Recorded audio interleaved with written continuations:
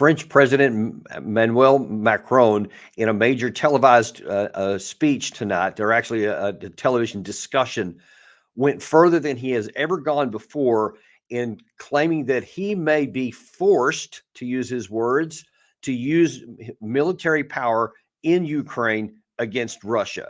He came as close as he has ever come at any point to say French troops could be sent in to fight that, and that Russia, quote, must lose.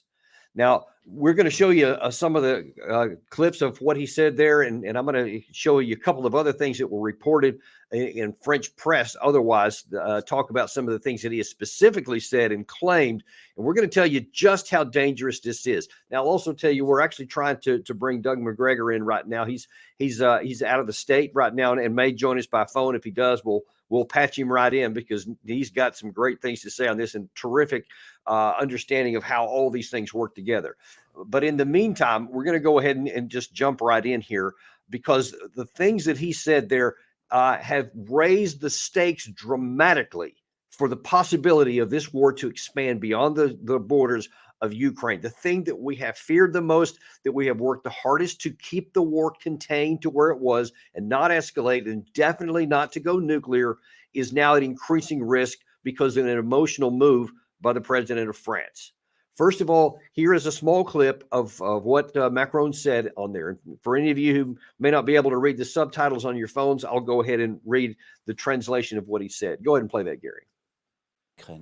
Une guerre qui est existentielle pour notre Europe et pour la France. J'espère qu'on y reviendra parce que c'est un sujet clé. Et donc, je décide, parce qu'après 2 ans de guerre, après d'ailleurs, je veux ici le rappeler, que nous ayons systématiquement fait ce que nous disions que nous n'allions pas faire. Ce qui relativise aussi les propos très définitifs tenus parfois par certains à travers l'Europe. Il y a 2 ans, nous disions « jamais on n'enverra de chars ». On l'a fait. Il y a 2 ans, on disait « jamais nous n'enverrons de missiles de moyenne portée ». On l'a fait. Mais on disait « jamais on n'enverra d'avions ». Certains sont en train de le faire. Donc, nous avons mis trop de limites, si je puis dire, dans notre vocabulaire. Nous ne sommes pas dans l'escalade, nous ne sommes pas en guerre contre la Russie. Simplement, il faut être clair, nous ne devons pas laisser la Russie gagner. So he's saying, really talking out of both sides of his mouth at the same time. He's saying we're not at war with Russia, but we cannot let them win. He continues to say, as he said, implied in that particular place, that even though we said all these things we wouldn't do at the beginning, we ended up doing them, and by implication, it didn't draw us into the war. Meaning Russia doesn't have any red lines. Well, I think that's a pretty poor gamble there because it's very clear, as we'll see in a minute, that Russia does have red lines. Now, we have joining us here by phone, Doug Macgregor. Doug, super glad you could make a chance to come on here. And I just wonder if you could kind of give us real quick your impressions of what Macron is saying, especially about that he didn't have any red lines and he is willing to send troops into Ukraine if Russia starts making more progress. Well, there are a couple of things to consider. First of all, President Macron received a report from the French Ministry of Defense indicating that Ukraine's collapse militarily and probably politically and economically is imminent. In other words, the Ukrainian military is thoroughly defeated. That's the first part. Secondly, he was also told under no uncertain terms that the French military has very little to send to Ukraine. And thus, what he's doing publicly is very different from what he was advised to do privately, because the French military has said, what do you plan to send? We're not organized or equipped to fight in eastern Ukraine, let alone stop the Russians if they decide to move west. So he's trying to, what's the right word, I suppose, grandstand on the world stage, posture as a world leader who is standing up to the evil Russians and will send Frenchmen to fight and die for the independence of Ukraine. Now, that's a lot of nonsense because Ukraine is hardly democratic. It's practically a Stalinist state run by a secret police that reports to Zelensky. The second part of it is no one in Europe wants to join him, and he knows that. So what he's essentially doing is bluffing. Now, bluffing is very dangerous because if the Russians decide to take him seriously, they find any evidence for any French troops on the ground in Ukraine, they could simply attack metropolitan France. And that would put him in a terrible position. Finally, he, like all of the globalist leaders in Western Europe, have followed us down the path to hell in Ukraine. They see clearly that we're looking for a way out. He wants to find a way out as well, but he can't do that very easily. So he's doing the opposite in the hopes that he'll end up being the only man out there arguing for anything substantive. He can pretend to have been betrayed by NATO and his allies, which of course is all nonsense. So the whole thing is a bluff. It's designed to help him at home. It's not going to help him. He's in very poor shape in the polls, and he's not going to survive much longer in office. And so, what do you make of some of these comments from Vladimir Putin in Russia? Because I think that he has taken a lot of this in stride, but in the last couple of weeks, especially, he's been making more and more strident comments, like this one a few days ago, specifically talking about the possibility of Western troops in Western Ukraine. They're talking about the possibility of sending NATO military contingents to Ukraine. But we remember the fate of those who once sent their contingents to our country. But now, the consequences for possible interventionists will be much more tragic. We also have weapons. They know about this. As I just said, we also have a weapon that can hit targets on their territory. And they should understand that what they're doing now, trying to scare the whole world, Doug. There's a translation of it does Putin. risk a conflict with nuclear Well, weapons. that's all right. I mean, I've heard, which means the destruction of civilization. And I think what's happened is that in Moscow, his advisors have said, look, the probability of anything happening is very low. The Europeans are in no position to do anything, certainly not without the United States. We're the ones that have, as you would call them, the force multipliers, and we're not going to commit those. However, I think he was advised that it was time to make it abundantly clear that if President Macron is serious and attempts anything, that he's going to be at war with Russia, and Russia will spare nothing to defeat France. I think that's the message. And so, in the event that what you're saying is right, and he's bluffing, I mean, it seems a very foolish and highly risky thing to do for France, because he's basically laid out. He said France, and not laid out, he expressly said it is an existential issue for France specifically. If Russia wins, it means we no longer have security. Well, if Russia does go ahead and win, and God forbid if there should be any escalation and somehow it ends up just with Ukraine losing, and then all of a sudden France is not at existential risk, I mean, he comes off looking pretty foolish. This seems like a really high gamble stakes, a risk. Well, from his standpoint, he is scheduled for elimination as president anyway. So from his vantage point, this is not high risk, because he knows no one is going to back him up. No one is going to support him. He's entirely on his own. His statements are not being taken seriously anywhere in the West. And finally, the only existential threat to France is much like the existential threat to us. It's internal to the country. And in his case, he's talking about 1 in 5 citizens who are Muslims and Arabs or Africans. And that's the threat that France has to deal with and figure out what it's going to do to preserve itself and its culture and national identity.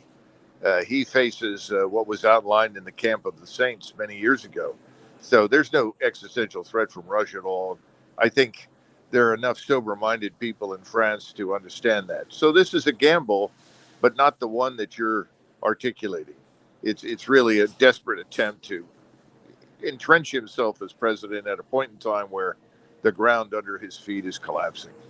Well, I certainly hope that's the way it turns out, because I've seen too many times where foolish decisions were made by politicians thinking they were going to do one thing, and then things take a life of their own. I know you don't have much time here, so let me ask you one more question before you get out. And that is, what do you think that the United States is going to do? How is President Biden going to respond to this when I'm sure he's going to be asked? He's going to make it clear that the United States will not send any forces to Ukraine. He will reiterate what he's already stated in public. And he would say, I think that Mr. Macron's sentiments are laudable, but not terribly practical at this point. And the best we can do is to waste more money on equipment for Ukrainians that they'll probably not be around to utilize anyway. You know, some of this is reminiscent of something that happened while I was on active duty, and that was the Kosovo Air Campaign. Prime Minister Tony Blair said that he was prepared to send 40 or 50,000 British troops to fight in Kosovo. And of course, at the time, I had numbers of British officers working for me, and they all turned, looked, and laughed and said, well, we're all interested to find out where they're coming from because we don't know of any. And at the time, they would have had to mobilize reserves that were in no position to take the field against the Serbs. So I think this is another case of Macron trying to behave much as Tony Blair did. Tony Blair was trying to mimic Churchill, turn something that was irrelevant to Britain into a Churchillian moment that he could exploit as a politician. I think Macron's trying to do something similar. Well, I guess we're going to have to wait and see, but I'm pretty sure you're right, especially on the capacity of the French army to suddenly go into action against Russian troops in Ukraine. I'm sure that they're all like behind the scenes going, no, don't say that stuff. But we'll see what it is. But listen, Doug, thanks so much for coming on this short notice here. We really appreciate your views here. Right. Sure. Thanks very much. Bye-bye. Thanks. Now, look, I want to look at a couple of other specific things he said, because we're going to tie in what he said with what Putin is saying here. And we have to hope that everybody like Putin understands, like what Doug is saying, that he believes that Macron is just posturing, that he doesn't really mean what he says. Because if Putin is not convinced of that, if he actually takes him at his word on the surface, then things could get kind of dicey. So here's let me show you some of the tweets that were going out about what Macron had said here.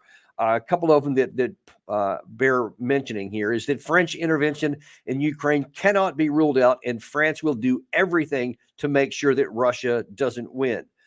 This is not a risk of war. This is war. A Russian victory in Ukraine is an existential threat to Europe and to France in particular. And Gary, throw that next tweet up there, if you will, because that's the one that's kind of critical. He said, we negotiated as much as we could, but there's nothing to talk about with Putin anymore. Ukraine must win. There will be no red lines for France. I am the president of France, and I decide. Now, that particular phrase, and talking very cocky about how Ukraine is going to win and Russia is going to lose, isn't playing well in Moscow. And just yesterday, Vladimir Putin said this. Well, first of all, North Korea, they have a nuclear umbrella of their own. They have not asked us for anything. Secondly, from what we see now, from what's happening on the battlefield, we are doing quite fine with the goals that we have set out for ourselves. As for those states who are saying that they have no red lines in regards of Russia, well, they need to understand that Russia will have no red lines in regards of these countries. So Putin is using the same language. Macron is saying we have no red lines. And Putin is saying, okay, you don't have red lines? We don't have red lines. And you heard Macgregor say just there a second ago that in a bad situation, if France does something specifically against the Russian armed forces, it is not inconceivable they could physically take action against France. And of course, then all bets are off and everything has the risk of escalation beyond the borders of Ukraine, which we should have been doing everything in our possible power to prevent, to keep it locked in to Ukraine and then get it over with as soon as possible. That should have been our policy. And instead, you have now Macron, when clearly things are starting to wind down, trying to ramp them back up because he doesn't want Ukraine to lose and he doesn't want Russia to win. Okay, I get it. You don't want that. But this is the reality. This is the real world that we're dealing with. And you have to deal with what it is, whether you like it or not. And listen, what we have here is a problem of our own making. This war was never going to be winnable by Ukraine. It was self-evident. It was evident for anyone who was willing to look at the facts on the ground and to understand how combat power is made at the national level and how the two sides stacked up, and realized that there was virtually no path to a Ukrainian victory. We should have recognized that earlier, got this thing negotiated and off the table, and then there would have been no existential threat for anyone. But we didn't. And now then we're in the place we're in. And because of our unwillingness to deal with reality before, now we have dug ourselves in a pit. So now we have set a stage where, or a situation to where we said one of our objectives was the weakening and the harm of Russia. That's what we wanted. We wanted the war to have harmed Russia and made them weaker. And instead, we are now faced with a situation to where everything that we have done, all the supplies we have made, all the help we have given Ukraine are going to be in rust on the ground and just destroyed. And then Ukraine is not going to win. Now, you want to talk about something that's going to harm our reputation and our credibility? It's putting everything on the line and saying all this stuff about Ukraine win, Russia lose, ad infinitum, and then the opposite turns out to happen. Now, that's going to be a humiliation, but that's not a nuclear war either. And the same balance of power that I told you about still exists. And even though Russia would crow and and do a happy dance, and try to put their thumb in our nose, etc. Look, the fact is, it will remain that the combined power of NATO and Western Europe will still be substantially greater than anything Russia could bring to bear. Here is what you need to understand. On a conventional level, Russia cannot roll west into NATO. They don't have the ability to do it. It doesn't matter if Putin wanted to. If Putin got this big victory over Ukraine and in euphoria wanted to keep rolling west, he couldn't do it. He doesn't have the force structure. He doesn't have the maintenance capacity. He doesn't have the logistics system that would project power over hundreds of kilometers. He simply doesn't have it. It doesn't exist and they don't have the forces either. They don't have the manpower. They don't have the equipment. It would take years and years and years to create that, even if he wanted to. So he can't do it in the foreseeable future. So there is no risk of that. And our power, our Air Force, our Navy, our missile forces, our intelligence systems, our long-range fires, our all of the tanks and everything else that we have throughout Europe that are unified and do have logistic systems and can project power, he would never risk that because it's just not a fair fight. The only risk that we have is if this goes nuclear. That is the one risk. If there's any risk to the French state, if it's an existential threat, as he said, it's through nuclear weapons.